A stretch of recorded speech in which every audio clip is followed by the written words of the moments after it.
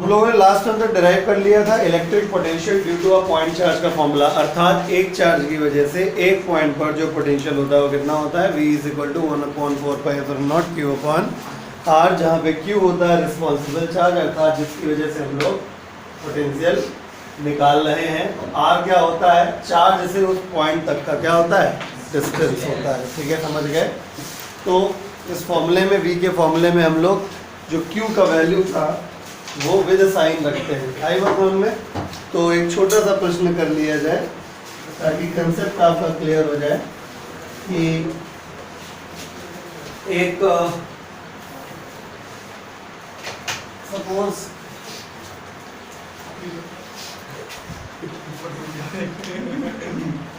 मान लीजिए क्वेश्चन मैंने आपको दिया कि एक चार्ज आपके पास रखा है, ये y एक्सिस है, ये x एक्सिस है, ये z एक्सिस है, ये ओरिजिन है, यहाँ पे चार्ज -10 कूलॉम है और ये एक पॉइंट है P जिसकी डिस्टेंस यहाँ से सपोज 1 मीटर है।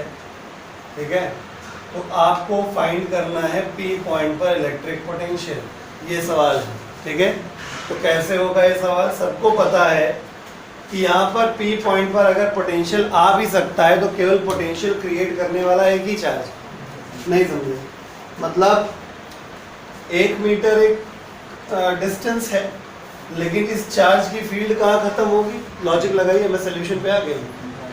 हाँ, इस चार्ज की फील्ड कहाँ खत्म होगी, इनफाइनाइट पे खत्म होगी। इसका मतलब ये है कि फील्ड बहुत दूर तक जाती हो, ये तो फिर भी फील्ड के अंदर है, यानी किसकी फील्ड के अंदर है, इसकी फील्ड के अंदर है, यानी इसका पोटेंशियल यहाँ पे कुछ ना कुछ हमको जरूर मिलेगा। आई बात समझ में, पोटेंशियल डेफिनेटली मिलेगा। तो यहाँ पे जो चार्ज है, बात बेटा समझ में आएंगे, क्वेश्चन फिर से बोलता हूँ, ये y एक्सिस, ये x एक्सिस, ये z एक्सिस, ये ओरिजिन, यहाँ पे चार्ज -10 कूलॉम और इससे कुछ दूरी पे एक पॉइंट P है जो कि 1 मीटर डिस्टेंस पे है, यहाँ पे हमें पोटेंशियल कैलकुलेट करना है। ठीक है, तो इस P पॉइंट पर पोटेंशियल सिर्फ इस चार्ज की वजह से हो सकता है। ठीक है, तो हमको पता है एक चार्ज की वजह से एक पॉइंट पर पोटेंशियल का फॉर्मूला होता है क्या, V is equal to 1/4πε0 Q upon R। Got the point. तो हमारे पास Q कौन सा है, ये रिस्पॉन्सिबल चार्ज, यही होगा हमारा। ठीक है, तो उसके बाद potential at point P is equal to, ये हो गया 9 × 10⁹ रिस्पॉन्सिबल चार्ज -10 कूलॉम है, विद साइन रखा जाएगा क्योंकि पोटेंशियल जैसी क्वांटिटी स्केलर क्वांटिटी में चार्ज का साइन हमेशा रखा जाता है। और R कितना है, दूरी, ये 1 मीटर क्या है, रिस्पॉन्सिबल चार्ज से इस पॉइंट तक का दूरी है, यानी ये R का वैल्यू है। तो R का वैल्यू कितना हो गया, 1 हो गया। इस प्रकार से हमने सॉल्व किया तो पोटेंशियल P पॉइंट पे आ गया 9 × 10⁻10 वोल्ट। इस प्रकार से ये आंसर आ जाएगा, फटाक से कॉपी कर लीजिए। तो अभी तक हम लोगों ने जो सीखा है वो ये सीखा है कि अगर केवल एक चार्ज की वजह से एक पॉइंट पर पोटेंशियल निकालना हो तो फॉर्मूला ये लगाते हैं। लेकिन अब मान लो एक ही पॉइंट पे पोटेंशियल निकालना पड़े, लेकिन चार्ज वहाँ 2 3 4 ठो रखे, फिर क्या करेंगे। ऐसी स्थितियाँ हम आपको 2 बार पढ़ा चुके हैं। जब एक चार्ज पर कई सारे चार्ज फोर्स लगाते थे तो हम लोग सारे फोर्स निकालते थे और वेक्टर सम करते थे, जिसको कहते थे प्रिंसिपल ऑफ सुपरपोजिशन। फिर ऐसा इलेक्ट्रिक फील्ड इंटेंसिटी में भी आया। इलेक्ट्रिक फील्ड इंटेंसिटी में भी क्या होता है, एक पॉइंट पर निकालना होता है इंटेंसिटी और कई सारे चार्ज निकाल रहे होते, तो आज सबका अलग अलग क्या निकालते हैं, इलेक्ट्रिक फील्ड इंटेंसिटी निकालते हैं, फिर सबका क्या कर देते हैं, वेक्टर सम। इसको भी कहा था प्रिंसिपल ऑफ सुपरपोजिशन। यहाँ भी ऐसा करेंगे लेकिन कहेंगे नहीं प्रिंसिपल ऑफ सुपरपोजिशन, क्यों, क्योंकि इस बार मामला स्केलर सम का है। आई बात समझ में। तो पिछली बार बहुत टेंशन था क्योंकि वेक्टर सम करना टेढ़ा काम होता है, लॉग पैरेललोग्राम लगा करना पड़ता है। यहाँ क्या है, सिंपल ऐड कर देना है विद साइन। पढ़ा चुके एक बार, आपको ये बात बता चुके हैं कि स्केलर क्वांटिटीज हमेशा विद साइन ऐड करी जाती हैं। इस प्रोसेस को अलजेब्रिक सम या स्केलर सम कहा जाता है। ठीक है, तो हेडिंग डाल दीजिए, electric potential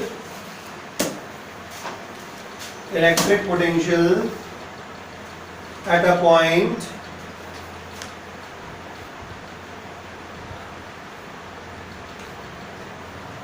electric potential at a point, electric potential at a point due to two or more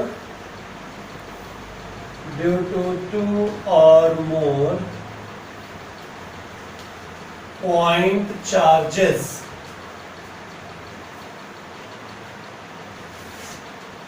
electric potential at a point due to two or more point charges, दो या दो से ज्यादा चार्जेस हो, ठीक है। तो हम इलेक्ट्रिक पोटेंशियल कैसे निकालेंगे? तो सिंपली क्या करना है, अलजेब्रिक सम करना है, ठीक है। तो बस आप केवल इतना ही लिख लीजिए, बाकी क्वेश्चन ही क्वेश्चन होंगे। समझ गए नहीं समझ गए? ठीक है, तो बस लिख लीजिए इट कैन बी, या एक मिनट रुक जाओ, हाँ लिखिए सही। It can be estimated by algebraic sum or scalar sum. It can be estimated by algebraic sum or scalar sum of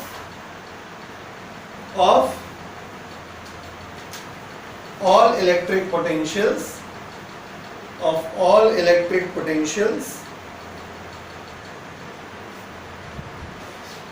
acting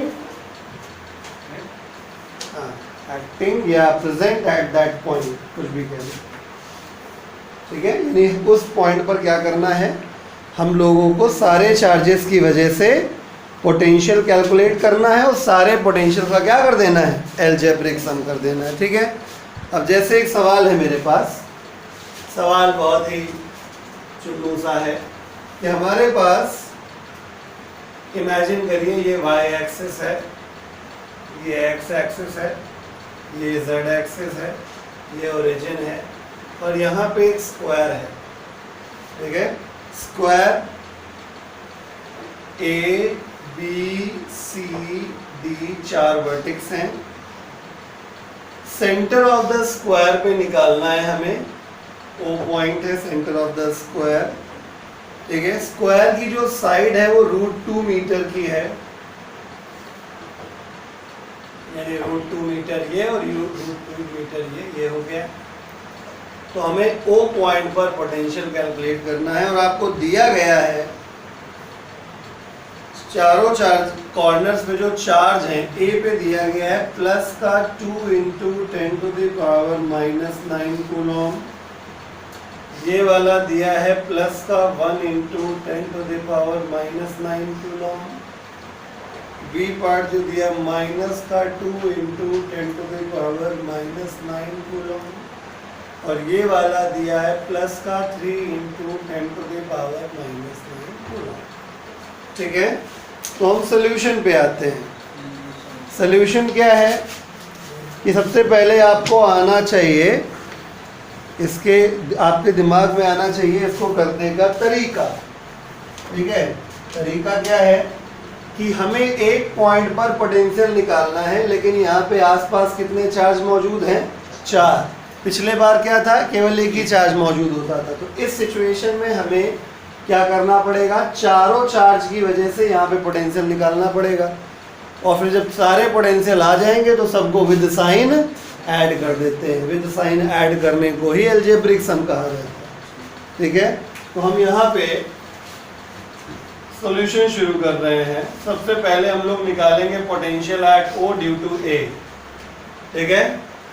समझ गए ना, मतलब करना बहुत आसान तरीके से कि अभी फिलहाल भूल जाओ कि ये 3 और भी रखे हैं। एक पॉइंट पर एक चार्ज की वजह से पोटेंशियल फॉर्मूला लगाओ। अच्छा, ये दूरी कितनी हो जाएगी, अगर ये A है, ये A है तो A√2, ये √2 का आधा तो A/√2, ठीक है। और √2 ये है तो कुल मिला कितना हो गया, 1 मीटर हो गया। इतना गणित तो आना चाहिए, ठीक है। यानी ये √2 साइड का जो स्क्वायर है उसका कॉर्नर से सेंटर तक का जो डिस्टेंस है वो सब क्या होगा, 1 मीटर। बहुत आराम से हो जाएगा, कोई दिक्कत नहीं है, इस चैप्टर में कोई समस्या ही नहीं है, ठीक है। ओ पर ए की वजह से, ठीक है, क्या होता है 1/4 पाई एप्सिलॉन नॉट, टेंशन नहीं भी लेने का, कैलकुलेशन भी आखिरी में ही करेंगे हम लोग, तुरंत तुरंत नहीं, ठीक है। ओ पर ए की वजह से, नहीं एक चार्ज की वजह से एक पॉइंट ऑफ पोटेंशियल निकालने, फॉर्मूला लगेगा 1/4 पाई नॉट रिस्पॉन्सिबल चार्ज, ओ पर ए की वजह से, ए का चार्ज कितना है प्लस का 2 इंटू 10⁻⁹, और बीच का डिस्टेंस कितना है 1, काम खत्म, एक हो गया, ज्यादा कैलकुलेट नहीं करेंगे, ठीक है। ऐसे ही potential on O due to B 1/4 pi epsilon naught, O पर बी की वजह से, बी का चार्ज माइनस का 2 इंटू 10⁻⁹, बीच का डिस्टेंस कितना हो गया बोलो 1, ओ से बी तक का, ठीक है। तीसरा पोटेंशियल निकालते हैं, potential at O due to C 1/4 pi epsilon naught, O पर सी की वजह से, सी का चार्ज कितना है प्लस का 3 इंटू 10⁻⁹, बीच का दूरी कितना हो गया 1, ओ से सी तक, इक्वेशन नंबर 3 हो गया। उसी प्रकार potential at O due to D निकालना है, 1/4 पाई एप्सिलॉन नॉट, डी की वजह से कितना हो गया प्लस का 1 इंटू 10⁻⁹ अपॉन, बीच का दूरी कितना हो गया 1, कोई दिक्कत, इक्वेशन नंबर 4। अब लिखेंगे बाय वो क्या scalar sum, by scalar sum, scalar या एल्जेब्रिक सम, क्या हो जाएगा, अगर मैं ओ पे पोटेंशियल निकालना है तो V O A, V O B, V O C, समझ गए ना, वी ओ डी, ये सब ऐड करने पड़ेंगे, ठीक है। कैसे ऐड करने पड़ेंगे, विद साइन ऐड करने पड़ेंगे, तो from first, second, third and fourth, ठीक है। तो V O is equal to, देखो वी ओ ए और वी ओ बी तो एक दूसरे को लुडिस कर देंगे पहले समझ में, इनकी तो जरूरतें नहीं है, तो 0 हो गया, ठीक है, समझ गया ना। तो V O A V O B एक दूसरे को कैंसिल कर देंगे, छोड़ दीजिए उसको, ठीक है। अब बचा, चलो सब 1/4 पाई एप्सिलॉन नॉट सब में हो जाएगा कॉमन, पहले ये समझो, ये हो गया प्लस का 2 इंटू 10⁻⁹, इसमें ऐड करेंगे माइनस का 2 इंटू 10⁻⁹, फिर इसमें ऐड करेंगे 3 इंटू 10⁻⁹, फिर इसमें ऐड करेंगे 1 इंटू 10⁻⁹, समझ गया, विद साइन ऐड किया, देखो सबको ये लुडिस हो गया 10⁻⁹, ये 4 हो जाएगा, तो V naught is equal to 9 into 10⁻⁹, ये है, और ये 4 इंटू 10⁻⁹, ये इससे ये कैंसिल हो गया, तो कितना आ गया वी ओ इक्वल टू कितना 36, ये आपका आंसर हो गया, समझ गए, छापो। अब एंड डालिए, derivation for the expression of electric potential, derivation for the expression of electric potential, derivation for the expression of electric potential, derivation for the expression of electric potential due to a short electric dipole, due to a short electric dipole, short electric dipole in axial position। आपको याद आया electric field जब आपको पढ़ाया था तो कुछ ऐसे ही बताया था, ठीक है, बहुत गौर से देखिएगा। कंसीडर द सिचुएशन, अगर ये डाइपोल है तो डाइपोल का ये जो चार्ज होगा ये माइनस क्यू लेना है, ये वाला प्लस क्यू लेना है, और एक्सियल पोजीशन का मतलब एक पॉइंट हमें अलोंग द एक्सिस उठाना है। तो अगर इस पॉइंट को ए कह दूं, इसे बी कह दूं, तो ये पॉइंट हमारा पी कह दूं। सेंटर से ही डिस्टेंस लिया जाता है, तो अगर ए से ओ तक एल हो जाए और ओ से बी तक अगर एल हो जाए और ओ से पी तक आर ले लें, ऐसे उसने भी किया था, तो ये आर माइनस एल हो जाएगा और ये आर प्लस एल हो जाएगा। अगर आप ये मान के चलते हैं कि डाइपोल की वजह से निकालना है, तो आप महामूर्ख हैं, क्योंकि हमने आपको सिखाया था कि डाइपोल को डाइपोल मत मानो, डाइपोल को मानो कि दो चार्ज हैं। ठीक है, तो अगर आप ये सोच के चलोगे कि दो चार्ज की वजह से हमें इस पी पॉइंट पोटेंशियल निकालना है, तो काम आपका बड़े आसानी से हो जाएगा, जैसे अभी हमने बताया थोड़ा देर पहले। यानी क्या करना है, पहले ए की वजह से पी पे निकालो, फिर बी की वजह से पी पे निकालो, और दोनों को विद साइन ऐड कर दो। ठीक है, तो यहाँ पर potential at P due to A आएगा 1/4 पाई एप्सिलॉन नॉट। पी पर ए की वजह से, ए का चार्ज है -q, पी से ए तक का डिस्टेंस है r plus L, equation number 1। And इसी प्रकार से पी पर बी की वजह से आएगा 1/4 पाई एप्सिलॉन नॉट, ये कितना हो गया +q, बीच समझ गए ना, बी पे चार्ज कितना है +q, बीच का डिस्टेंस कितना हो जाएगा r minus L, equation number 2। पल्ले पड़ा। अब क्या करना है, बाय स्केलर सम, स्केलर सम करेंगे तो पोटेंशियल पी पॉइंट पे जो आएगा वो पी पर ए की वजह से प्लस पी पर बी की वजह से जो है उसको मुझे विद साइन ऐड करना है। तो from first and second Vp is equal to आ जाएगा 1/4 पाई एप्सिलॉन नॉट माइनस का q upon r plus L plus 1/4 pi epsilon naught plus का q upon r minus L. ठीक है भैया, ये हमने चिन्हों के साथ ऐड कर दिया। अब दोनों को विद साइन हम लोग रख चुके हैं, बस कैलकुलेट करना बाकी। चलो कॉमन ले लेते हैं, 1/4 पाई एप्सिलॉन नॉट है कॉमन, ये हो जाए, क्यू भी है कॉमन, प्लस क्या हो जाएगा देखिए, प्लस का 1/r माइनस एल मैं पहले लिख ले रहा हूँ, और ये माइनस का 1/r प्लस एल बाद में पड़ेगा, तो ऐसे लिख ले रहा हूँ। अब एलसीएम ले लो, अब बस कैलकुलेशन रह गया।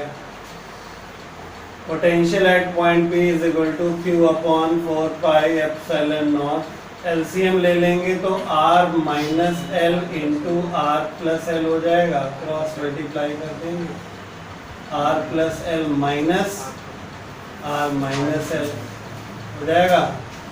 Potential at point P is equal to q upon 4 pi epsilon naught, ये हो गया कितना 2l, तो नीचे हो जाएगा r square minus L square.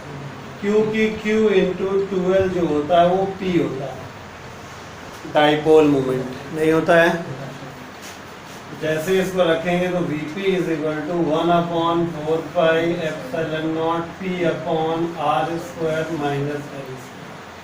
अगर शॉर्ट ना कहा गया होता तो आंसर यही आ गया होता, लेकिन शॉर्ट कह दिया गया है तो एक कदम आगे जाना पड़ेगा। हमने आपको बताया था शॉर्ट डाइपोल का मतलब L छोटा है R से, ठीक है। तो फॉर शॉर्ट डाइपोल, रुक जाओ एक स्टेप और आगे लिखना पड़े, मैंने सिखाया था आपको क्या करना है, जो बड़ा है उसकी अधिकतम का पावर निकाल लो बाहर। L और R में कौन बड़ा, R बड़ा, तो R स्क्वायर बाहर कर लेंगे तो 1 minus L square by R square हो जाएगा। अब आगे लिखते हैं, फॉर शॉर्ट डाइपोल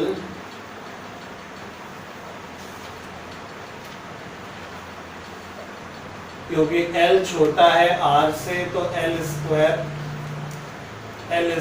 बहुत बहुत बहुत छोटा हो जाएगा R स्क्वायर से, इसलिए जो L square upon R square है ये बहुत बहुत बहुत बहुत छोटा हो जाएगा 1 से, यानी आप ये कह सकते हो कि अप्रोक्सीमेटली क्या हो जाएगा 0, ठीक है।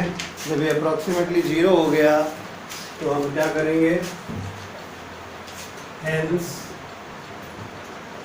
Potential at point P is equal to 1/4 pi epsilon naught P upon, ये देखो 1 minus 0 1, 1 into R square is R square, तो P अपॉन R स्क्वायर। तो ये आ गया electric potential due to dipole in axial position. Equatorial वाला इससे बहुत टफ है, अभी कराते हैं। हेडिंग डालिए, derivation for the expression of electric potential, derivation for the expression of electric potential due to a short electric dipole, due to a short electric dipole, derivation for the expression of electric potential due to a short electric dipole, due to a short electric dipole in equatorial position, in equatorial position, in equatorial position। बहुत tough है, बहुत ध्यान से देखिएगा। Equatorial position क्या होती है?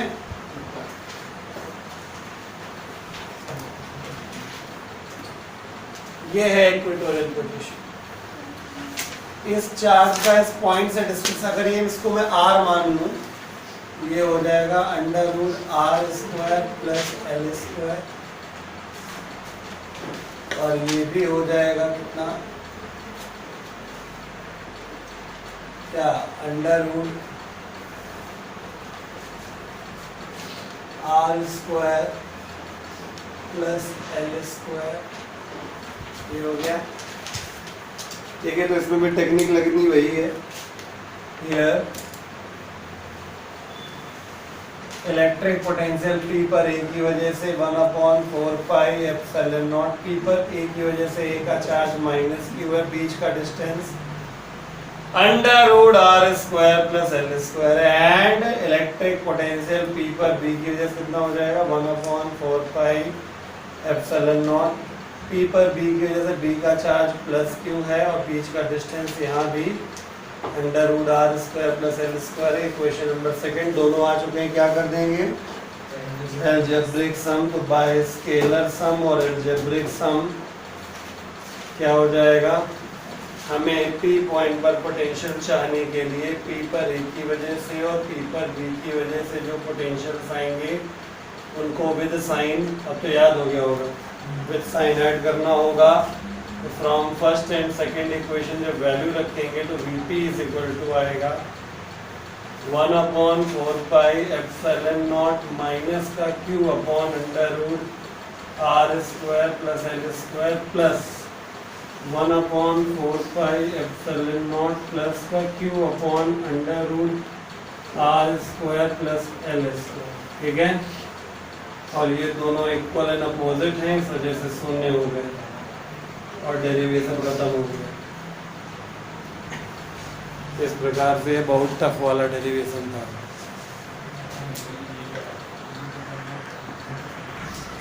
चलिए हेडिंग डालिए, electric potential difference,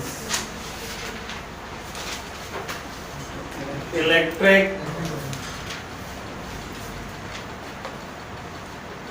potential difference. अभी तक हम लोग सिर्फ इलेक्ट्रिक पोटेंशियल पढ़ रहे थे, अब इलेक्ट्रिक पोटेंशियल डिफरेंस पढ़ना है। ठीक है, कितना बड़ा डिफरेंस नहीं होता।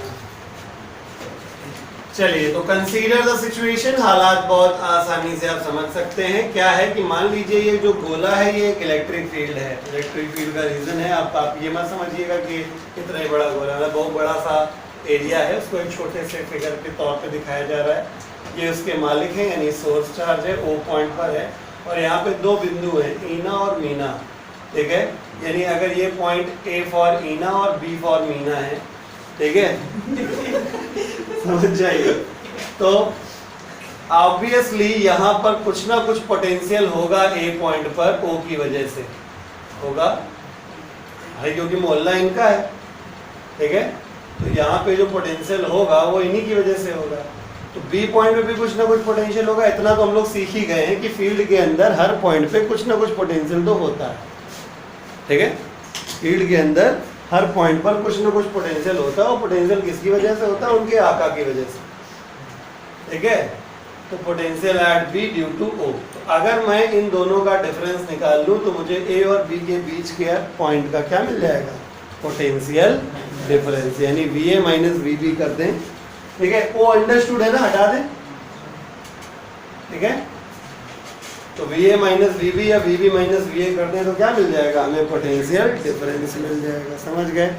अच्छा, तो अब कैसे कैलकुलेट किया जाता है उसकी भी तरीका हम लोग देख लेते हैं।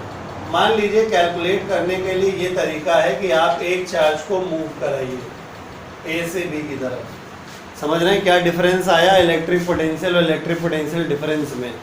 इलेक्ट्रिक पोटेंशियल में चार्ज को बाहर से अंदर किसी पॉइंट पर लाए थे, तो इलेक्ट्रिक पोटेंशियल डिफरेंस में फील्ड के अंदर ही अंदर आप एक पॉइंट से दूसरे पॉइंट तक चार्ज को लेकर रहे हैं, ये फ़र्क है। आई बात समझ में?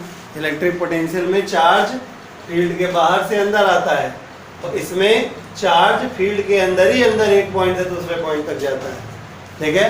वहाँ पे वर्क डन हम लिखते थे work done in bringing the charge from infinite to P, तो यहाँ पे हम लिखेंगे work done in bringing the charge from A to B. वहां भी हम लोग डिवाइड करते थे क्यू मूविंग से और यहाँ भी डिवाइड करेंगे क्यू मूविंग से। तो वहां निकलता था potential at a particular point, यहाँ पे क्या निकलता है, आप जिस पॉइंट पर जा रहे हैं उस पॉइंट का पोटेंशियल माइनस जहां से आ रहे हैं उस पॉइंट का पोटेंशियल, यानी मोटी मोटी भाषा में डेल्टा वी बराबर W from A to B upon Q moving. You got the point? पल्ले पड़ा? तो कैसे क्या करना है मैं लिखवाता हूं, ठीक है। तो इलेक्ट्रिक जैसा लिखा है वैसा नोट करें, पहले हेडिंग डालिए, फिर डायग्राम बनाइए, फिर जो लिख रहा हूं वो लिखिए, उसके बाद बाकी का छापिए। Electric potential difference between two points A and B in an electric field can be estimated by, ये तरीका है और ये फॉर्मूला हो गया। एज यूजुअल वर्क एक स्केलर क्वांटिटी है, चार्ज एक स्केलर क्वांटिटी है। स्केलर को स्केलर में जोड़ने, घटाने, गुणाकार करने और भागाकार करने से हमेशा स्केलर आता है। तो पोटेंशियल की तरह ही पोटेंशियल डिफरेंस भी स्केलर क्वांटिटी है, और स्केलर क्वांटिटी के फॉर्मूले में चार्ज की वैल्यू हमेशा विद साइन रखी जाती है। यूनिट की बात कर लूँ अगर मैं SI यूनिट की, तो SI यूनिट इसका भी वोल्ट हो जाएगा, फॉर्मूले के अकॉर्डिंग जूल पर कूलॉम हो जाएगा, जिसको हम लोग वोल्ट या वोल्ट लिख सकते हैं, ठीक है। अब बात आती है डेफिनेशन बनाने की। तो डेफिनेशन बनाने में हम लोग बचपन से ही सीआर है, वो सीआर है। तो फॉर डेफिनेशन अगर हम डिनोमिनेटर 1 कर देते हैं, यानी क्यू मूविंग की वैल्यू क्या करते हैं +1 कूलॉम, यानी हिंदी में कहें तो यूनिट पॉजिटिव चार्ज कर दें, उस स्थिति में क्या हो जाएगा, उस स्थिति में पोटेंशियल डिफरेंस हो जाएगा work done from A to B के बराबर। अर्थात यूनिट पॉजिटिव चार्ज को फील्ड के अंदर ही अंदर एक पॉइंट से दूसरे पॉइंट तक ले जाने में जो हम वर्क करते हैं, वही वर्क उन दोनों पॉइंट्स के बीच किसके बराबर होता है, पोटेंशियल डिफरेंस के बराबर होता है। फिर से बोलता हूँ, यूनिट पॉजिटिव चार्ज को फील्ड के अंदर ही अंदर एक बिंदु से दूसरे बिंदु तक ले जाने में हम जो वर्क करते हैं वो उन दोनों पॉइंट्स के बीच के पोटेंशियल डिफरेंस के बराबर होता है। आई बात समझ में? अंग्रेजी में अनुवाद करें तो electric potential difference between two points inside the electric field is defined as the work done by the external agent in bringing the unit positive charge from one point to another. Copy करिए फिर लिखवाते हैं। देखिए, electric potential difference between two points inside the electric field is defined as electric potential difference between 2 points, electric potential difference between 2 points inside an electric field is defined as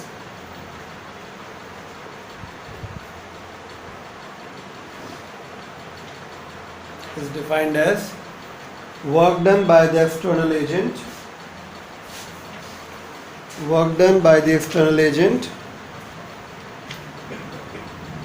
in bringing a unit positive charge from one point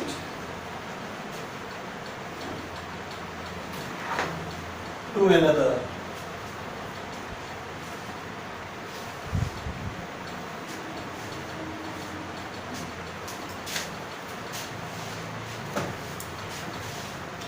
ठीक है, एक question कर लेते हैं तो आपका concept clear हो जाएगा।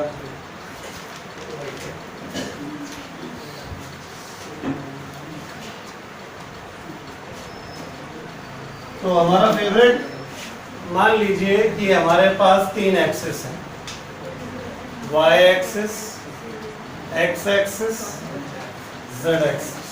ठीक है, यहाँ -10 कूलॉम का चार्ज है O पॉइंट पर, एक पॉइंट है A और एक पॉइंट है B।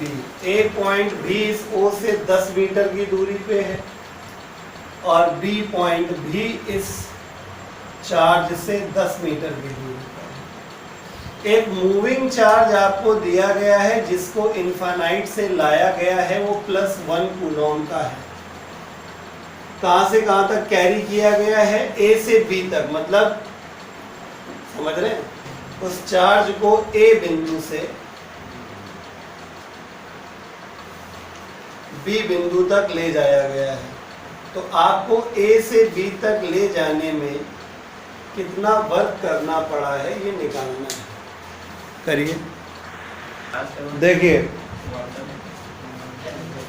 सबसे पहली बात तो जितना टेंशन ले रहे हैं आप लोग उतना लेने की आवश्यकता नहीं है। एक बात बहुत कॉमन सेंस से पता चल रही है कि A पॉइंट पर जो पोटेंशियल होगा वही पोटेंशियल B पॉइंट पर होगा, क्योंकि जिस चार्ज की वजह से पोटेंशियल यहाँ होगा उसी की वजह से यहाँ भी है, और जितनी दूरी पे निकाल रहे हो यहाँ उतनी दूरी पे यहाँ। यानी अगर हम इसको x मान लें तो कोई दिक्कत है? मतलब कोई कैलकुलेशन करने की जरूरत नहीं है। अगर कैलकुलेशन जिसने किया वो मूर्ख है एक प्रकार से। ठीक है, तो हम जानते हैं कि potential difference VB minus VA बराबर हो जाएगा work done from A to B upon Q moving. कुछ करने की आवश्यकता ही नहीं थी, VB VA दोनों बराबर हैं x के, तो अल्टीमेटली ये हो गया 0, वर्क डन निकालना था, और Q मूविंग भी तो वही आया है जो आपका फेवरेट डिजिट है, चाहे मार्क्स हो चाहे कुछ भी, 0 से अत्यंत प्रेम है आपको। धन्यवाद। तो आज इम्पॉर्टेंट सेगमेंट है पोटेंशियल डिफरेंस के फॉर्मूले से रिलेटेड। एक क्वेश्चन अक्सर आता है कि एक चार्ज को फला जगह से फला जगह हम लेके गए हैं, तो बताइए वर्क डन कितना करना पड़ेगा। ठीक है, तो हेडिंग डाल दीजिए, method of finding work done in moving a charge from one point to another in an electric field. ठीक है, method of finding work done in moving a charge from one point to another in an electric field. ठीक, तो बहुत आसान सा काम करना है। ठीक है, मान लेते हैं, कंसीडर द सिचुएशन, मैंने लास्ट में भी बताया था, ये एक इलेक्ट्रिक फील्ड है, this is electric field of Q। Q कहाँ है? यहाँ है। इस Q की वजह से मैंने कहा था जिसका मोहल्ला उसी का भोकाल बताया था। तो इस चार्ज की वजह से इस A पॉइंट पे भी पोटेंशियल होगा, दैट वुड बी VA, और इस चार्ज की वजह से B पॉइंट पे पोटेंशियल होगा, दैट वुड बी भी नहीं होगा, बताया था ना। तो अगर मैं एक चार्ज को यहाँ से यहाँ लेके जाता हूँ, suppose that charge is q moving, तो हम जानते हैं, we know that potential difference delta v यानी फाइनल पॉइंट का पोटेंशियल माइनस इनिशियल पॉइंट का potential is equal to work done in bringing the charge from initial point to final point upon q। Got the point? ठीक है। तो इसका तात्पर्य क्या निकला कि अगर मुझे वर्क डन चाहिए तो मैं इसको इधर लेके जाऊं, तो work done from a to b is equal to क्या हो जाएगा, q moving into vb minus va। तो मैं थोड़ा सा परिवर्तन कर देता हूँ, ठीक है। इस a को a ना लिख के मैं i लिख देता हूँ, b को b ना लिख के f लिख देता हूँ, तो vi हो जाएगा और ये vf हो जाएगा। Got it? तो vf minus vi work done from I to f, ठीक है। तो work done from I to f, ये क्या हो जाएगा, vf माइनस vi। बात समझ में आई? ठीक है। तो ये है वो फॉर्मूला, ठीक है। यानी अगर कभी भी आपको क्वेश्चन बोला जाए कि आपको चार्ज एक पॉइंट से दूसरे पॉइंट तक लेके जाना है तो वर्क डन निकालिए कितना करना पड़ेगा, आप ये फॉर्मूला इस्तेमाल करेंगे। ध्यान दीजिएगा, work done is a scalar quantity. You have a formula of scalar quantity now, and in the formula of a scalar quantity the value of charge is always placed with sign। ठीक है। Charge क्या, बल्कि जिन चीजों में sign हो सकता है सबको विद साइन रखना होता है। तो क्या पोटेंशियल में साइन नहीं होता, पोटेंशियल में भी साइन होता है, पढ़ा चुके हैं, ठीक है ना। पॉजिटिव पोटेंशियल, नेगेटिव पोटेंशियल सब हो सकता है। तो इस वजह से आप चार्ज, पोटेंशियल, जो कुछ भी आपको हासिल हो जाए सबकी वैल्यू विद साइन ही रखिएगा। यही तरीका है। यानी आप क्या करेंगे, सबसे पहले आप इनिशियल पॉइंट यानी चार्ज जहां से चला और जहां पर पहुंचा वहां पर टोटल कितना पोटेंशियल है वो कैलकुलेट कर लेंगे, और वो चार्ज कितना चला, कौन सा चार्ज चल रहा है वो ले लेंगे, सबकी वैल्यू यहाँ विद साइन ऐड कर रख देंगे, सॉल्व कर लेंगे, आंसर आ जाएगा। कॉपी कर लीजिए। चलिए क्वेश्चन करते हैं। क्वेश्चन ये है, ये z एक्सिस है, ये x एक्सिस है, ये y एक्सिस है, ठीक है। ये ओरिजिन है, ये क्वेश्चन लिख रहे हैं, और यहाँ पे जो चार्ज रखा है वो 8 मिली कूलॉम है। एक पॉइंट है यहाँ पर P, इसके कोऑर्डिनेट्स हैं 0,0,3 सेंटीमीटर, ठीक है। एक पॉइंट Q यहाँ पे है, ये स्मॉल q चार्ज है यहाँ, और कैपिटल Q ये पॉइंट है, इसके कोऑर्डिनेट 0,4 सेंटीमीटर 0 है, और एक पॉइंट कहीं हवा में पाया जाता है R, इसके कोऑर्डिनेट 0,6 सेंटीमीटर 0 है, ठीक है। तो अब जो एक चार्ज है वो पहले P से चला R तक गया, फिर R से चला Q पे आया, अल्टीमेटली आवारा है कुल मिला, ठीक है। तो आपको वर्क डन निकालना, और ये जो आवारा वाला चार्ज है Q मूविंग, ये आपको दिया गया है माइनस का 2 इंटू 10⁻⁻⁹ कूलॉम। तो आपको फाइंड करना है कि अगर ये ऐसी परिस्थिति है तो फाइंड, ठीक है, work done from P to Q via R।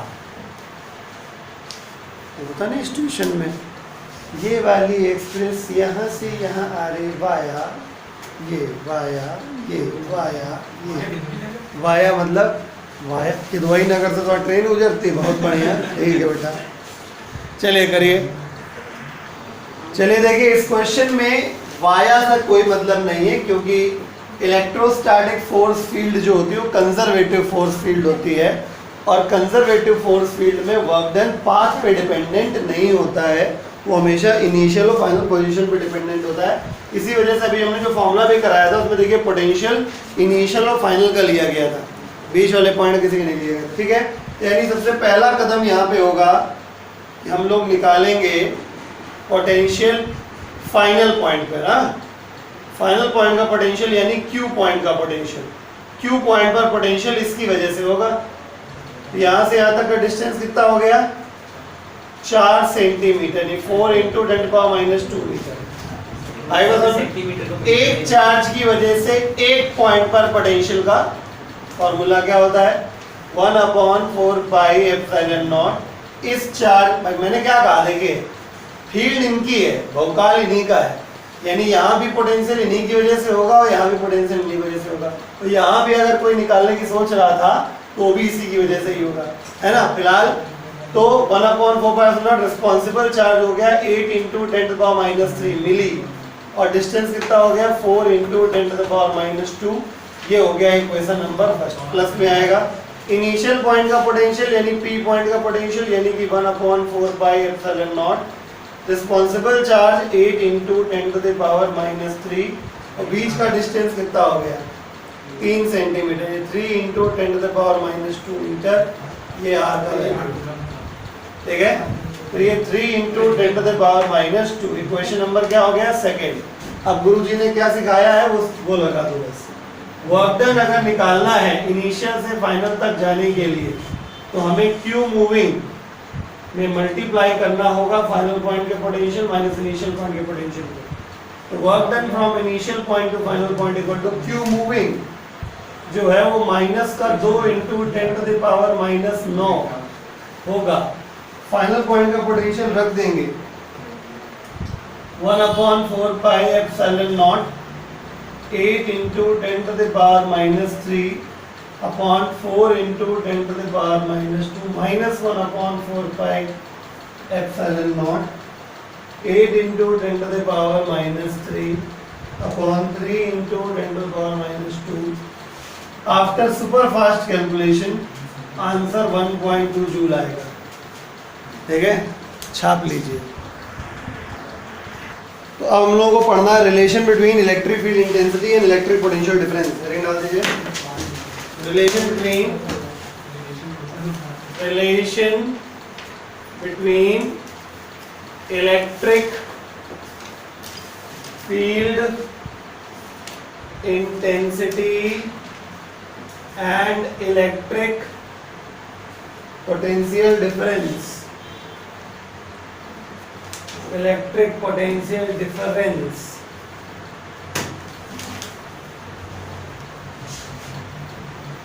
ठीक है।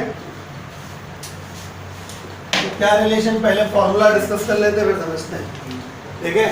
ऐसा कहा जाता है negative gradient of electric potential difference is electric field intensity. Negative gradient of electric potential difference is electric field intensity. That is electric field intensity negative gradient होती है electric potential। ये formula है। E is equal to minus dV upon dr। E is equal to minus dV upon dr, ठीक है। तो यहाँ पे दो बातें मैं आपको बता सकता हूँ और एडिशनल। पहली बात, इस नेगेटिव का सिग्निफिकेंस क्या है, ठीक है। और दूसरा unit of electric field intensity. चलो मैं यूनिट पहले इजी वाली चीज पहले बता देता हूँ। यूनिट ऑफ इलेक्ट्रिक फील्ड क्या हो जाएगा?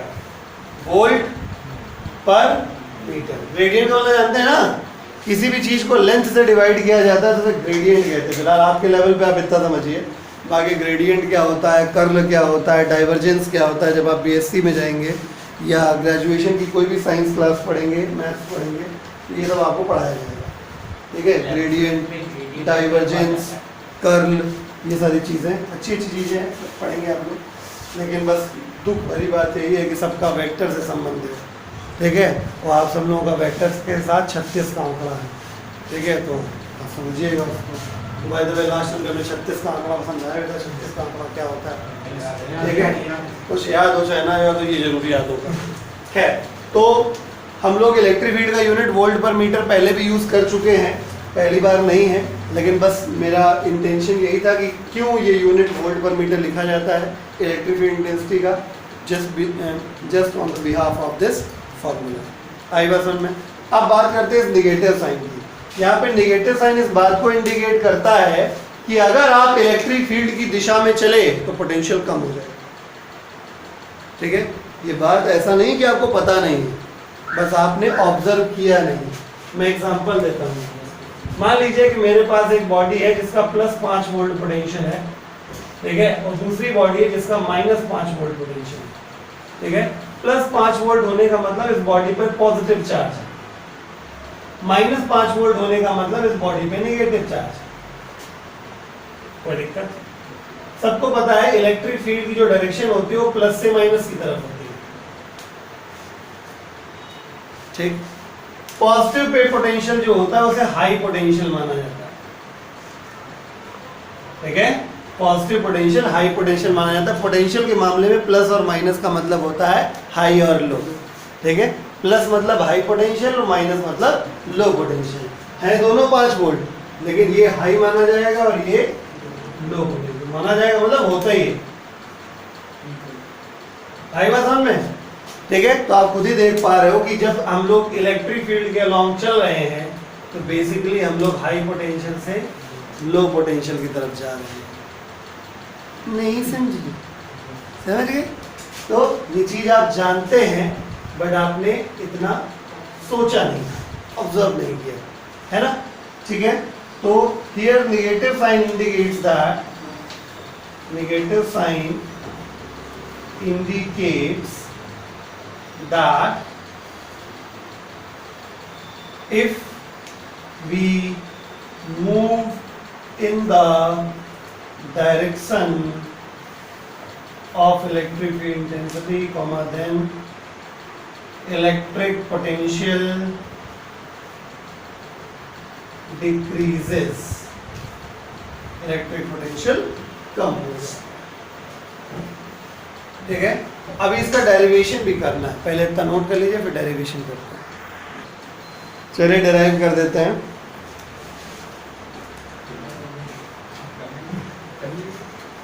Derivation of E is equal to -dV/dr, very easy derivation. करा रहे हैं हाथ करना बच्चों। हाँ, तो ये जिसने V is equal to 1/4πε0 Q/r वाला डेरिवेशन ठीक से किया है उसके लिए बाएं हाथ का, मतलब बाएं हाथ की उंगली का काम है। मैं तो कहता हूँ उससे भी छोटी चीज का काम है ये, हैं? भाई मिलना तुम बताएंगे, अबे तुम समाज में बैठे नहीं बताते बायां हाथ कौन सा है। समझ गए होंगे। देखिए ये क्यू चार्ज है, ये इनफाइनाइट है, इसकी फील्ड यहाँ पे समाप्त हो जाएगी। फिलहाल बड़े भैया यहाँ पे हैं,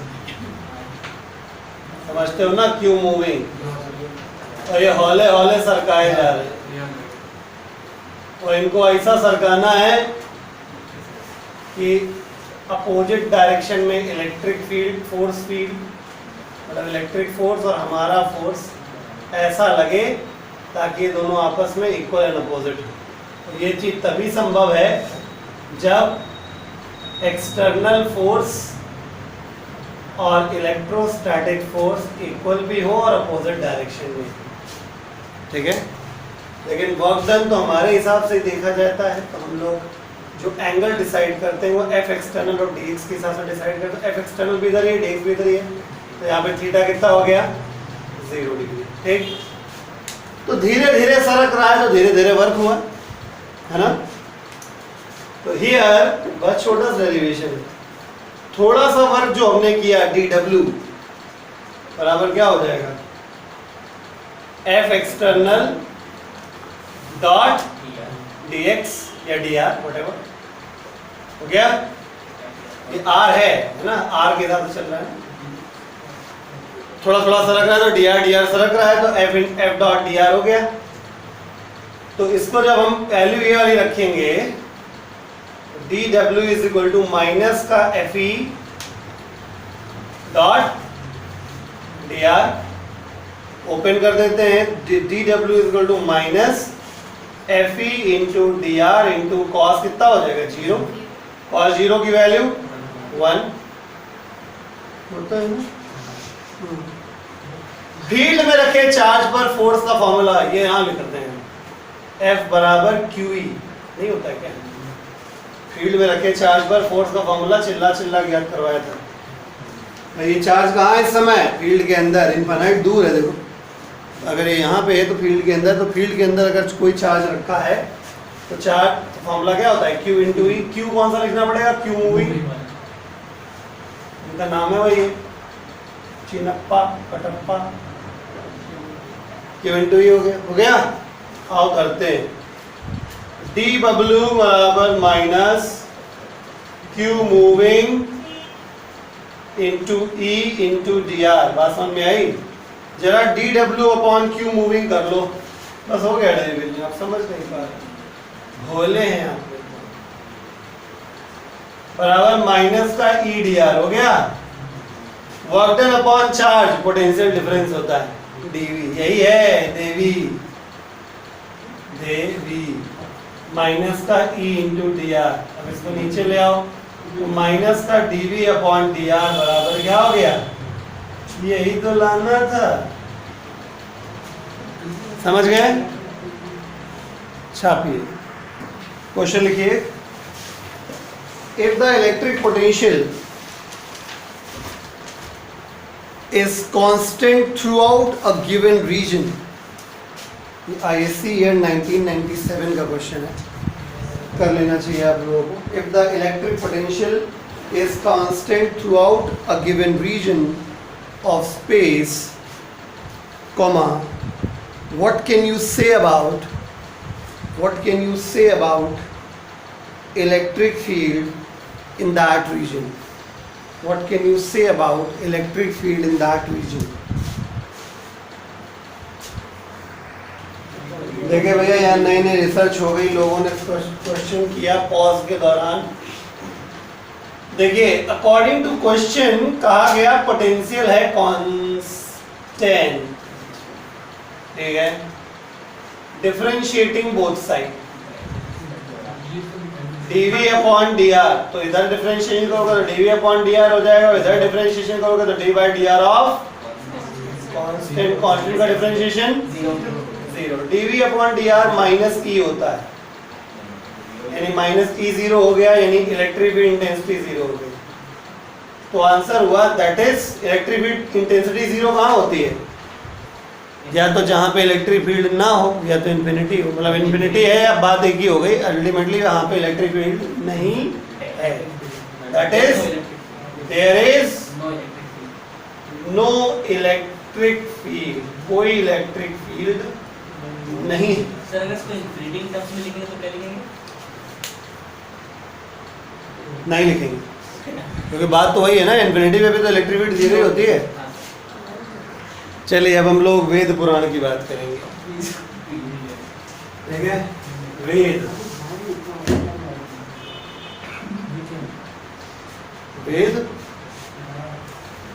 दिख रहा है ना? नहीं दिख रहा, राइट पे थोड़ा अब देखा वेद। अच्छा ये वाला नहीं चल रहा होगा तो ये वाला चला लो, वेद, ठीक है? ये फॉर्मूला उसी से निकला है अभी जो हम लोग पढ़ रहे हैं, dv minus dv by dr is equal to e। बस इतनी सी बात है कि जहाँ इलेक्ट्रिक फील्ड कांस्टेंट होती है वहीं पर ये वैलिड होता है, ठीक है? ये अपने आप में एक फंडा भी है कि अगर आपको कभी भी इलेक्ट्रिक फील्ड कांस्टेंट मिल जाए तो समझ जाना कि v बराबर ed हम लगा सकते हैं, जैसे कैपेसिटर होता है।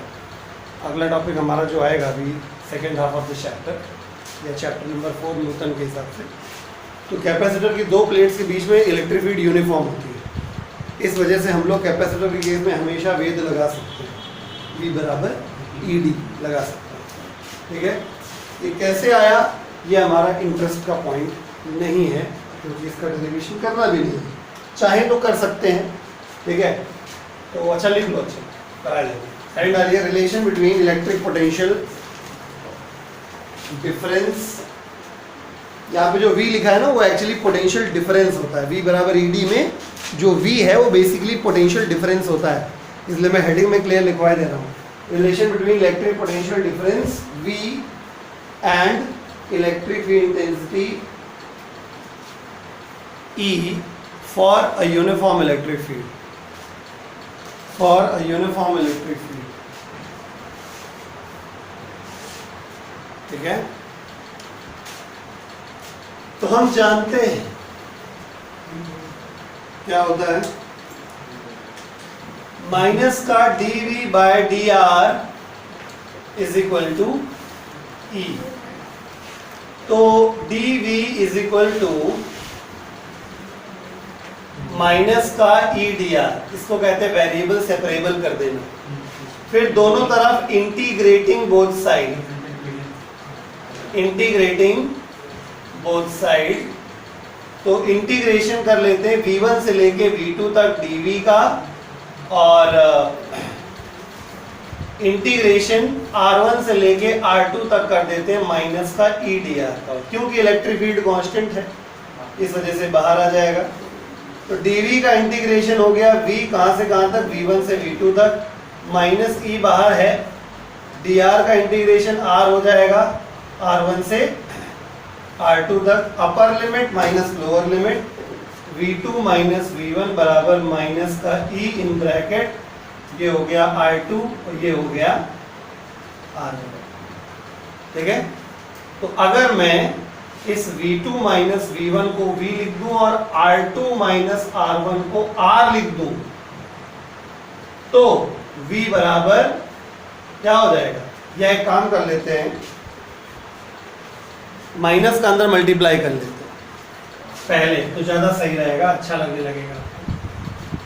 V2 माइनस V1 बराबर E times R1 minus R2। तो अगर मैं V2 माइनस V1 को पोटेंशियल डिफरेंस V और R1 माइनस R2 को D लिख दूं, ठीक है, मतलब समझ रहे हैं, जिस पॉइंट पर पोटेंशियल V2 है और जिस पॉइंट पर पोटेंशियल V है, उन दोनों के बीच का जो शॉर्टेस्ट सेपरेशन है वो D है। तो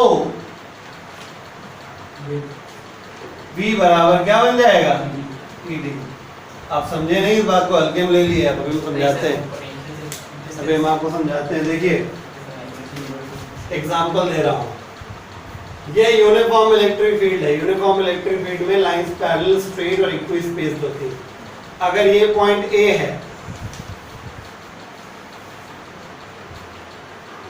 ये 4 मीटर है, ये 3 मीटर है और ये 5 मीटर है, और ये B पॉइंट है, ठीक है, ओके। और यहाँ पे इलेक्ट्रिक फील्ड इंटेंसिटी का जो मैग्नीट्यूड है वो 10 न्यूटन पर कूलॉम है। आपसे कह दिया गया कि फाइंड करिए,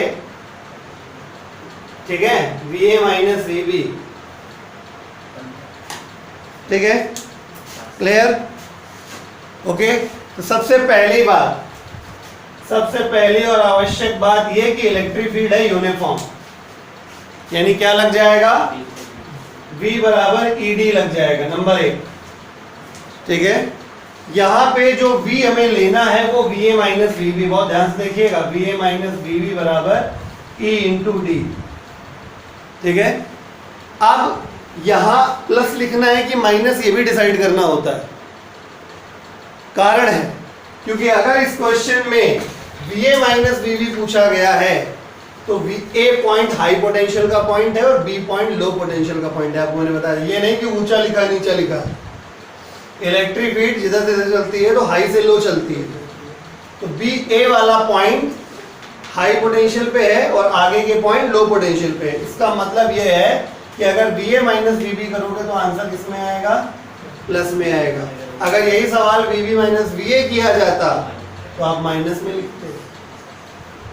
आई बात समझ में, क्योंकि VB फील्ड में आगे है, जो फील्ड में आगे है वहां पोटेंशियल कम है, तो जब VB माइनस VA करते तो यहाँ आंसर में क्या लगाना पड़ता, माइनस। अब आते हैं इलेक्ट्रिक फील्ड पे। इलेक्ट्रिक फील्ड की जो वैल्यू है वो 10 है और जो D है, अब D आप लोग सोच रहे होंगे A से B के बीच में 5 है, ठीक है ना, तो यही आपकी गलती है,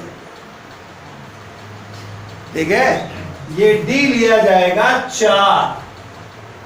समझिएगा बात को, ये वो पॉइंट्स हैं, आप क्रैश कोर्स पढ़ रहे हो ये मानते हुए, ये वो पॉइंट्स हैं जहां पर हर जगह तुम्हें पोटेंशियल VA ही मिलेगा, और यहां पे अगर परपेंडिकुलर लाइन ड्रॉ कर दें तो ये वो सारे पॉइंट हैं जहां पोटेंशियल आपको हमेशा VB ही मिलेगा। तो VA और VB के बीच में जो मिनिमम गैप हो सकता है वो D होता है। आई बात समझ में?